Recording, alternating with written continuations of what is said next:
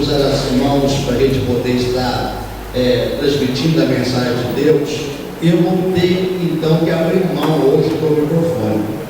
Então eu gostaria que os irmãos pudessem ficar em silêncio para poder compreender-me, tá bom? E eu vou me esforçar bastante aqui para poder. Vamos deixar aqui que se ele termina com vocês lá, eu vou para ele. Obrigado. Para a gente poder alcançar você que está aí atrás aí, tá? Está me vendo?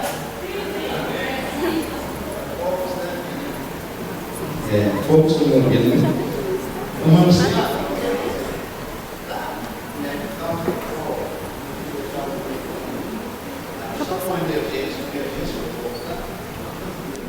Nesta noite, usar 2 copos com água para transmitir a você algo de Deus. Primeiro, este copo aqui. Deus, ele é um ser santo. Deus, ele é um ser puro, um ser que não tem falha. Para que o homem se relacione com Deus, ele precisa ser também santo, sem falha, puro, como Deus é. Deus, quando Deus criou o homem, diz a palavra que Deus criou o homem à sua imagem e à sua semelhança. Então Deus criou o homem, Deus, santo, sem falha, puro. Deus criou o homem à sua imagem e à sua semelhança. Vamos na hora. Deus, santo, sem falha, puro, criou o homem à sua imagem e à sua semelhança. Deus criou o homem santo, sem falha, puro. Assim Deus criou o homem. Deus se relacionava com o homem. Deus tinha comunhão com o homem, se relacionava com o homem, porque o homem era a imagem e a semelhança dele. O homem não tinha falha, o homem era puro, o homem era santo, porque o homem fora criado à imagem e à semelhança de Deus. Mas nós conhecemos, sabemos da história, que Adão foi enganado pelo inimigo. Então foi gerado no coração do homem, ou implantado no coração do homem, o pecado. Então o coração do homem, a vida do homem, o homem ficou assim. O homem assim, ele puro, ele pode se relacionar com Deus? Não. Muito bem. Então agora eu quero, para a gente poder entender, eu quero falar sobre a questão da dignidade. Se alguém aqui, está aqui, nosso meio aqui, mas assim, pastor está falando demais. E fala assim, vou calar ele com uma sapatada. Quem quiser alçar o sapato daí aqui em mim, para me acertar, para me parar de falar mais. Se tiver alguém que realmente queira fazer isso, então, por favor, seja bem-vindo ao que é.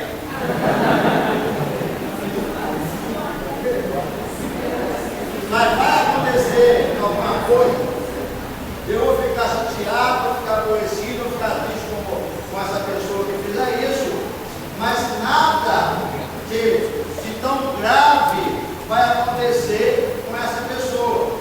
Mas eu não sei quantos irmãos lembram de um fato que foi notícia, né? Em dezembro de 2008, quando o até então presidente dos Estados Unidos, Bush, estava em Bagdá, capital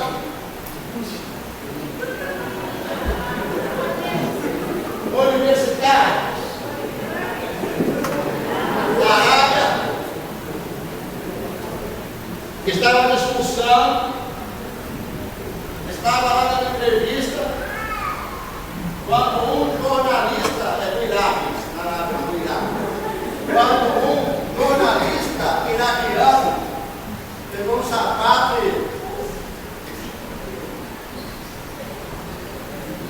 era ruim de medo, levou. Mas ele foi preso. Foi preso. Né? Foi preso. Por que ele foi preso? Por causa da importância daquela pessoa que era alvo dele. Por causa da importância daquela pessoa. Por quê? Porque o preço da culpa depende da dignidade de quem, meu amado irmão, é ofendido. A mim, seria errado.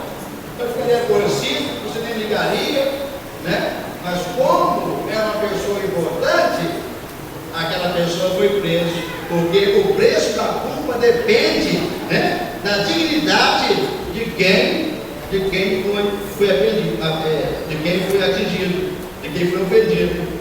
Então, se é uma pessoa importante, a culpa é do tamanho da pessoa.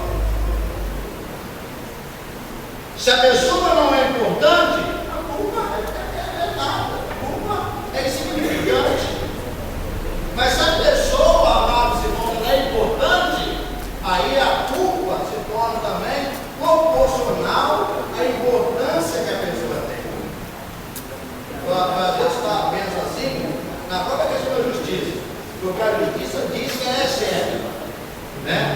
Mas eu penso o seguinte em relação à justiça: a justiça, se vai um pobre lá reclamar uma injustiça sofrida, a justiça dá até um valor em danos morais para aquele que é pobre, mas o valor. Agora, se for uma pessoa importante reclamar danos morais, ó. Pobre é isso aqui, porque ele tem significância. Ele não é importante, ele não é ninguém, o nome dele não está na mídia, ele não tem dinheiro, ele não é isso, não é aquilo. Aí, ó, mas se é uma pessoa importante que vai reclamar danos morais, aí a dignidade dele, né, por ele ser uma pessoa importante, o preço a ser pago é um preço também maior. Então, se a culpa ela é proporcional ao tamanho da dignidade, nós podemos compreender que se é uma dívida do tamanho de Deus, só Deus que pode pagar ele. Aí o que Deus fez? Deus enviou seu Filho Jesus na terra, né? Ele enviou o seu Filho Jesus na terra para poder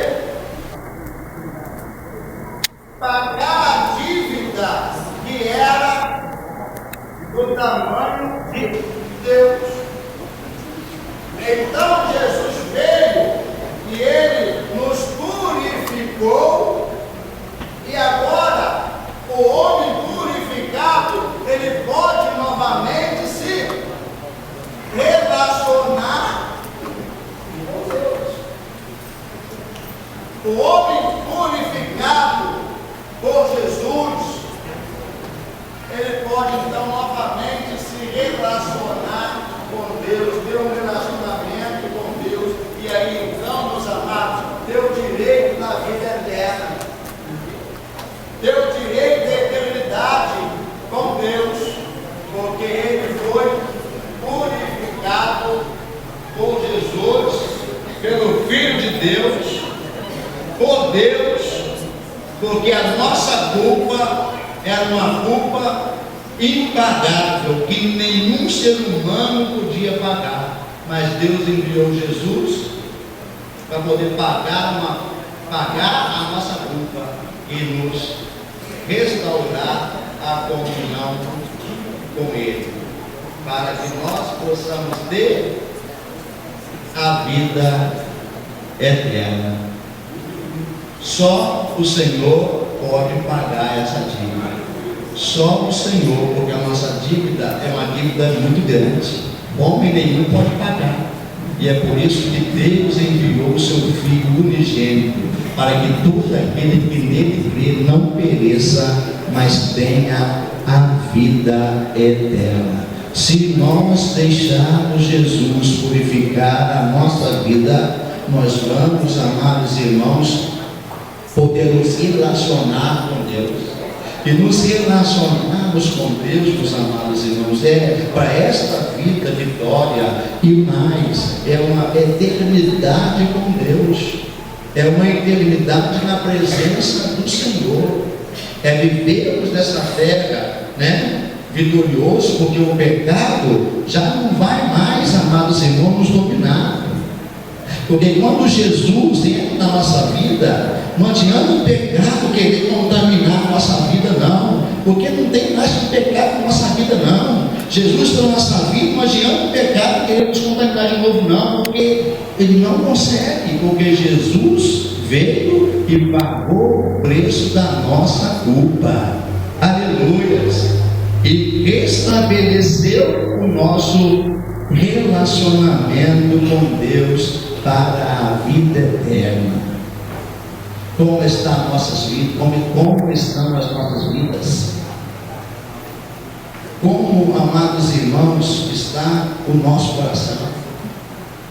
O nosso coração ainda está manchado com o pecado. Nós ainda estamos longe de Deus, afastados de Deus, longe da presença dEle, longe das promessas dEle. Qual será o nosso futuro? O nosso futuro é incerto. O nosso futuro, meus amados irmãos, nós não sabemos o que vai acontecer. Como é a expectativa do nosso futuro? Se nós, amados irmãos, estamos com Deus, se Deus, através de Cristo Jesus, está em nossa vida, não há mais, meus amados irmãos, preço a pagar, não há mais a imundície do pecado na nossa vida. Ele entra na nossa vida e Ele purifica a nossa vida, e não adianta o pecado querer manchar a gente e nos tirar da comunhão com o Senhor, porque se o Senhor limpar a nossa vida, nós teremos comunhão com Deus, nos relacionaremos com Ele e teremos a vida eterna.